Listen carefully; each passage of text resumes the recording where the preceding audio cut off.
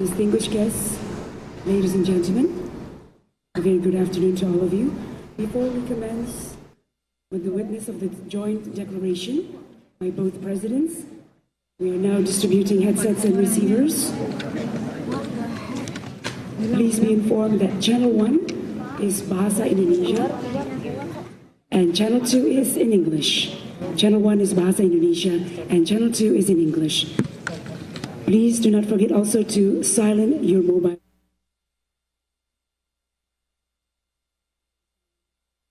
phones.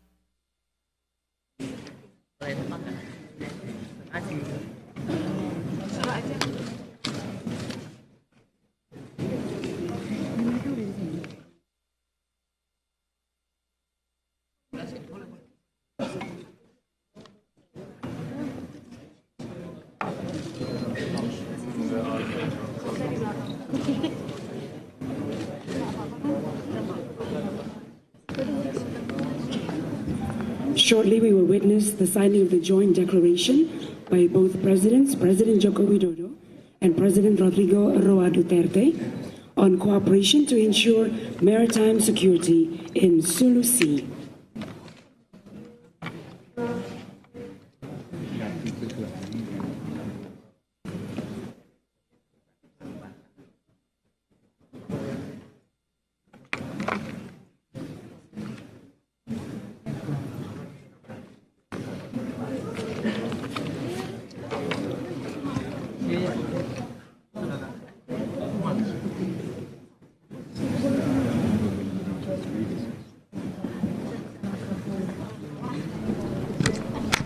Inyo pong napapanood ang live video mula sa Jakarta, Indonesia, kung saan bumibisita ang Pangulong Rodrigo Duterte. Ilang sandali lang po ay magkakaroon ng paglagda si Pangulong Duterte at si Indonesian President Joko Widodo sa Joint Declaration on the Cooperation to Ensure Maritime Security. Katatapos lang po ng bilateral meeting ng dalawang pinuno at inaasahan nga na sentro rin sa paglaban sa illegal na droga ang kanilang naging pag-uusap. Kagabi ay nakipagpulong ang Pangulong Duterte sa mga miyembro ng Filipino community sa Indonesia, kung saan ipinaliwanag niya ang mga ginagawang hakbang ng pamahalaan ng Pilipinas sa paglaban sa kriminalidad, partikular na nga ang kanyang naging paglaban sa illegal na droga. Kagagaling lang po ng Pangulo mula sa 28th and 29th ASEAN Summit, kung saan ito po ang kanyang kauna-unahang paglabas ng bansa bilang pinuno ng Pilipinas, at doon nga ay kanyang nakapulong ang iba't ibang leader ng mga bansang kasapi ng ASEAN. Tunghayan po natin ang magiging joint statement ng Pangulong Rodrigo Duterte at Indonesian President Joko Widodo. Their Excellencies President Widodo and President Duterte will now sign a joint declaration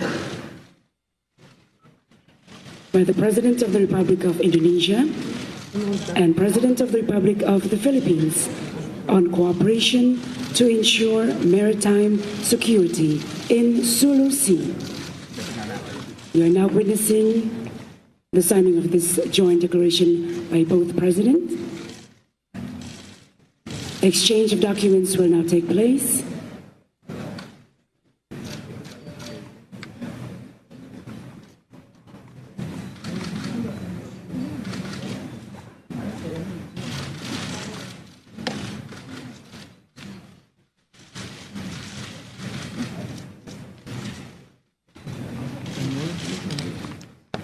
Ladies and gentlemen, this concludes the signing of the joint declaration by both presidents. Let us extend a round of applause. and photographers are taking pictures of this momentous event. And we will now take a short break before continuing on with a joint press statement by both presidents. May we again remind you that headsets and receivers have been distributed. Channel 1 is in Bahasa Indonesia and Channel 2 is in English. Please take a few moments, do bear with us, as we are now preparing the podium and microphones for the joint press statement.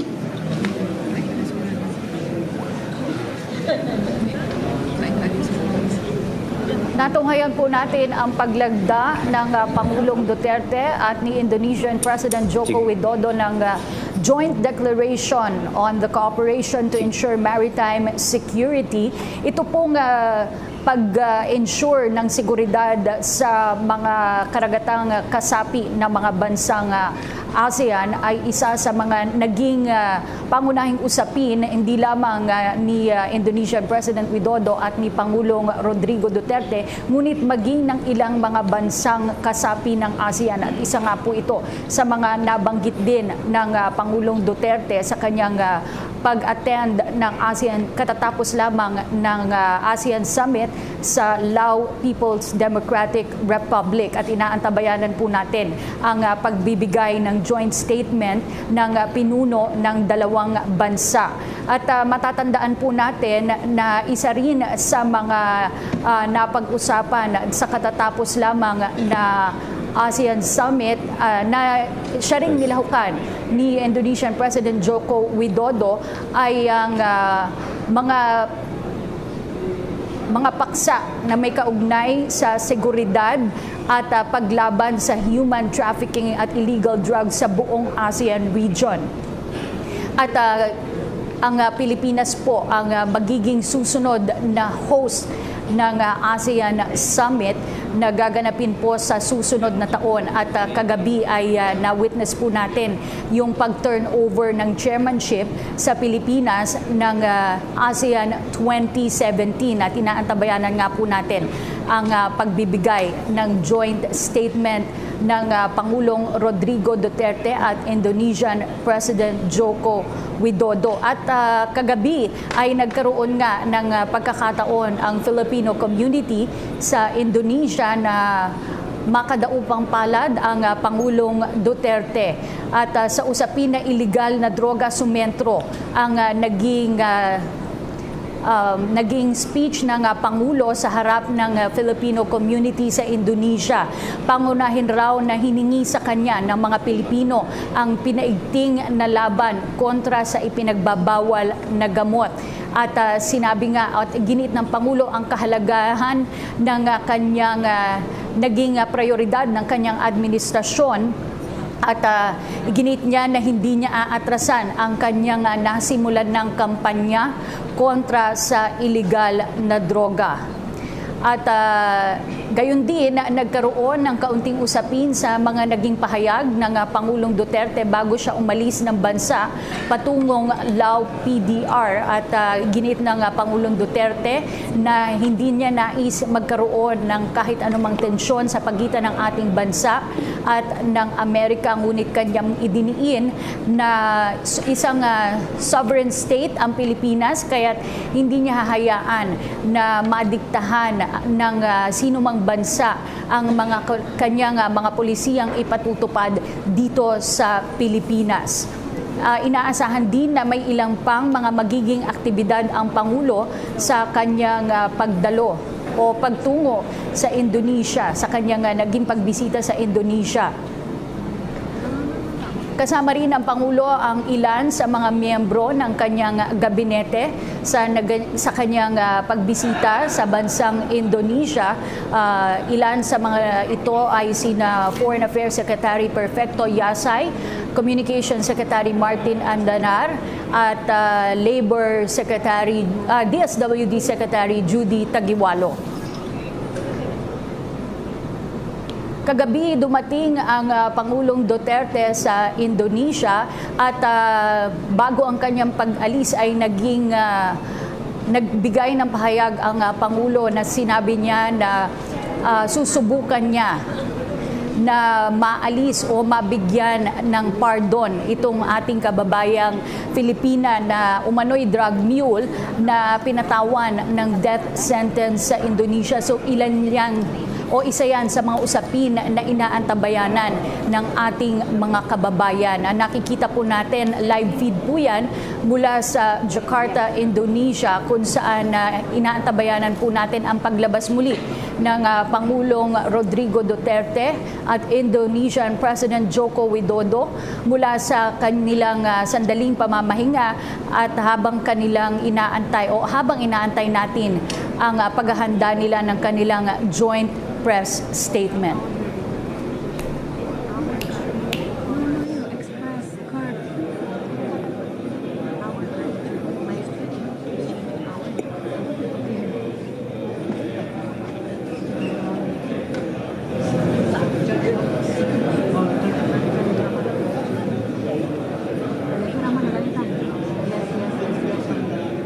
Ladies and gentlemen, may we remind you again that we have distributed headsets and receivers. Please refer to Channel 2 for English. For Filipino delegates, please refer to Channel 2 in English. Thank you.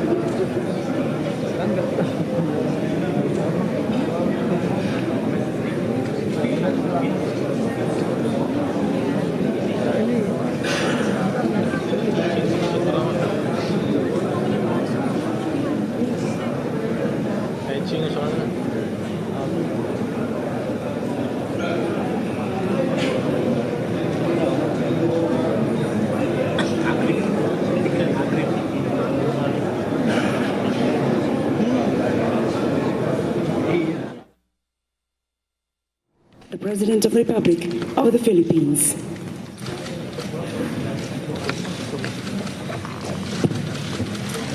Yang Mulia Presiden Rodrigo Duterte, merupakan kehormatan bagi Indonesia menerima kunjungan kenegaraan Presiden Duterte, dan tadi Presiden Duterte dengan saya baru saja melakukan pertemuan bilateral yang sangat produktif dan bersahabat. Ada 3 hal yang perlu saya sampaikan.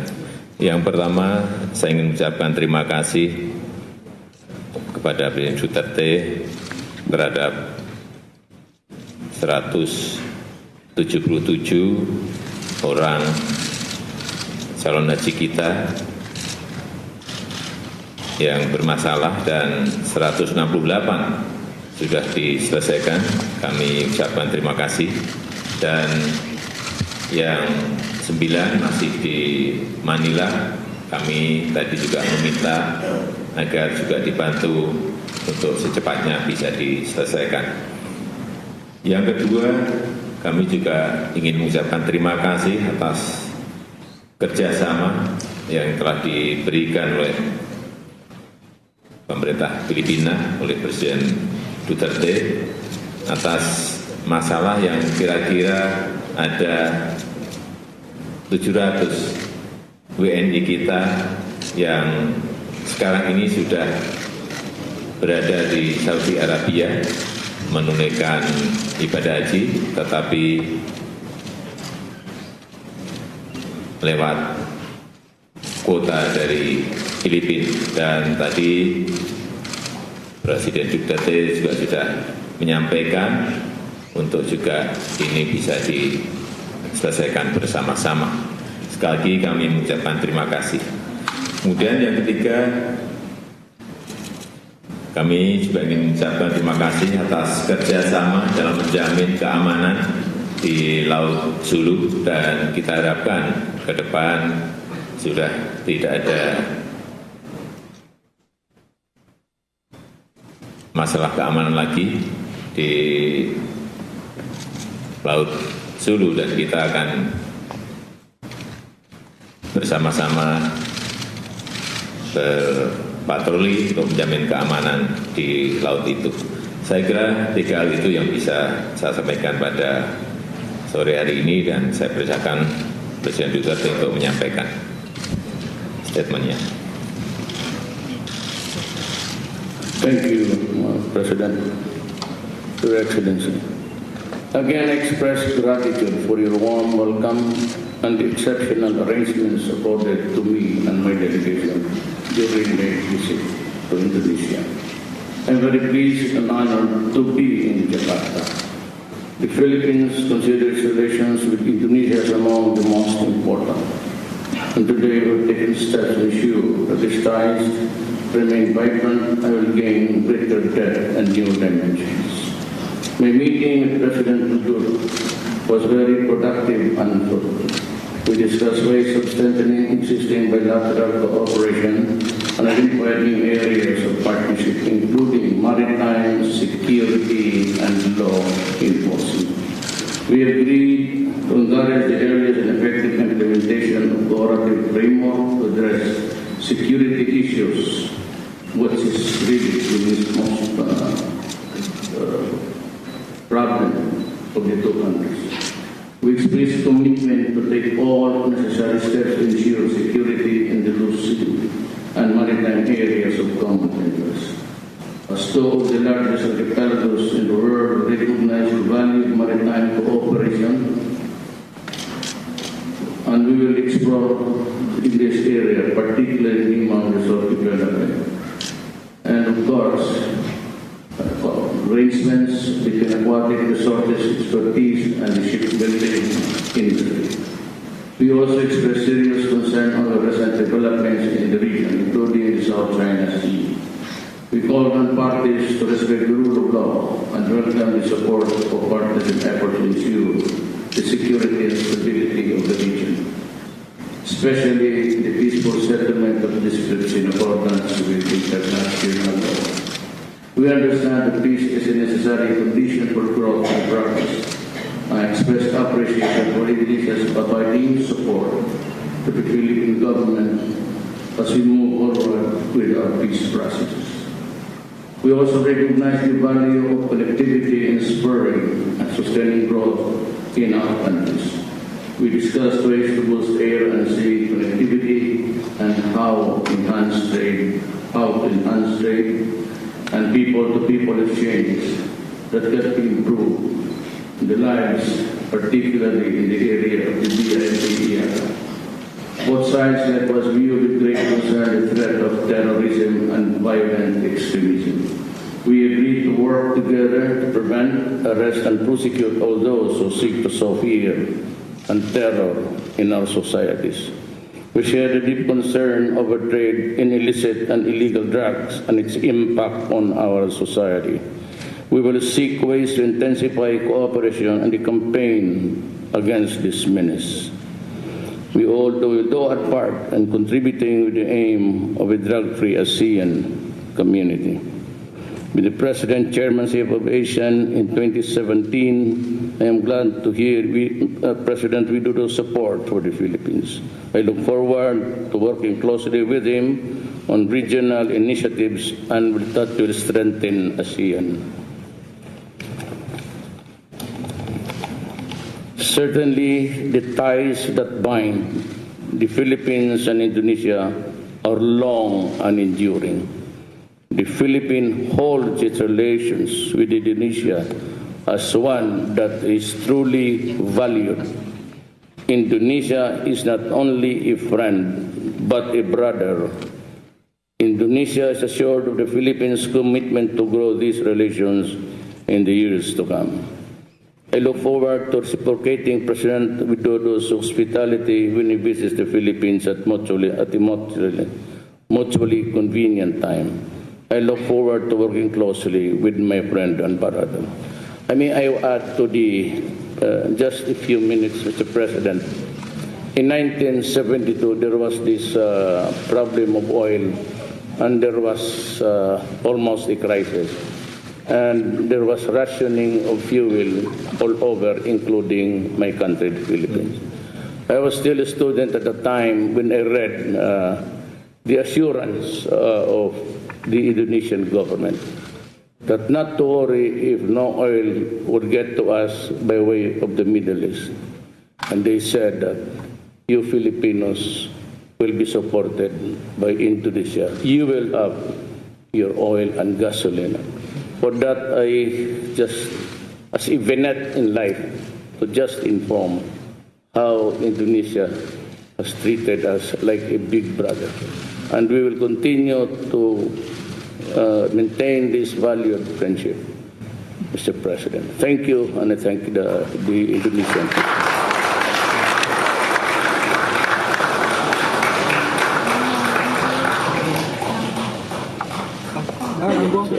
Excellencies, distinguished guests, ladies and gentlemen, this concludes the joint press statement by both presidents, President Widodo and President Duterte. Thank you very much for your kind attention and attendance, and enjoy your stay here in Jakarta. Have a pleasant evening. Ating pong natunghayan ang naging joint press statement ni Indonesian President Joko Widodo at ni Pangulong Rodrigo Duterte, kung saan kinilala ng Pilipinas ang Indonesia di lamang bilang isang kaalyado kundi isang kapatid, at naging mabungaan niya ng Pangulong Duterte ang kanilang naging pagpupulong ni Indonesian President Widodo, kabilang sa mga natalakay ang pagpapaigting ng maritime security sa common maritime areas ng dalawang bansa, ang peaceful settlement of disputes, particular na sa South China Sea, ang paglaban sa illegal na droga, ang people-to-people exchange at trade enhancement, at ang pagsugpo sa regional terrorism. Ikinatuwa rin ni Pangulong Duterte ang naging suporta ng Indonesia sa magiging chairmanship ng Pilipinas sa ASEAN 2017. Ako po si Cathy San Gabriel. Subscribe na sa PTV YouTube channel. I-click lang po ang subscribe button.